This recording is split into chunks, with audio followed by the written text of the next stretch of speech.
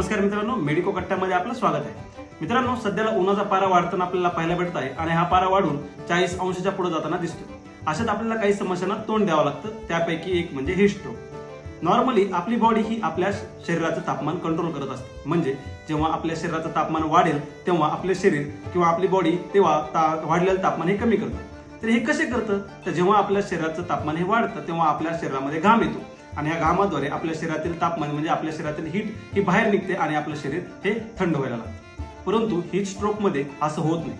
आपल्या शरीराचं तापमान वाढतं परंतु आपल्या शरीराचं तापमान हे कमी होऊ शकत नाही किंवा आपल्याला घाम येत नाही, त्यामुळे आपल्या शरीराचं तापमान हे वाढलेलं राहतं। हे कशामुळे होतं, याची कारणे काय? चला तर मग आज आपण जाणून घेऊया। तर याची कारणे काय? याची कारणे म्हणजे जे व्यक्ती जास्त वेळ उन्हामध्ये जातात किंवा ज्या व्यक्तींच्या शरीरामध्ये पाण्याचे प्रमाण कमी असतं किंवा जे व्यक्ती पाणी कमी पितात, तसेच उन्हाळ्यामध्ये जास्त प्रमाणात व्यायाम केल्यामुळे आपल्याला हे स्ट्रोक होऊ शकतो। तसेच आपण उन्हाळ्यामध्ये जाड कपडे घातल्यानंतरही आपल्याला हे स्ट्रोक होऊ शकतो। जे व्यक्ती एसी मध्ये बसून काम करतात परंतु ते लगेच उन्हाच्या संपर्कामध्ये येतात, अशा व्यक्तींमध्ये आपल्याला हे स्ट्रोक होताना दिसतो।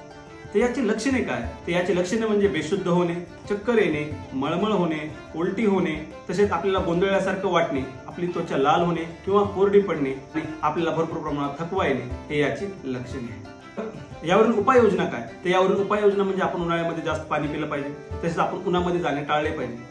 जे व्यक्ती उन्हामध्ये जास्त काम करतात त्यांनी जेव्हा कडाक्याचं ऊन असतं त्यावेळेस थोडंसं आपल्या कामातून वेळ काढला पाहिजे किंवा आपलं काम थांबवलं पाहिजे। तसेच उन्हाळ्यामध्ये जे व्यक्ती जास्त व्यायाम करतात अशा व्यक्तींनी त्यावेळेस जास्त व्यायाम करायला नाही पाहिजे। तसेच जे व्यक्ती जाड कपडे घालतात अशा व्यक्तींनी जाड कपडे घालायला नाही पाहिजे, त्याऐवजी सुती किंवा पातळ कपडे घालायला पाहिजेत आणि आपण थंड किंवा सावलीत राहिले पाहिजे।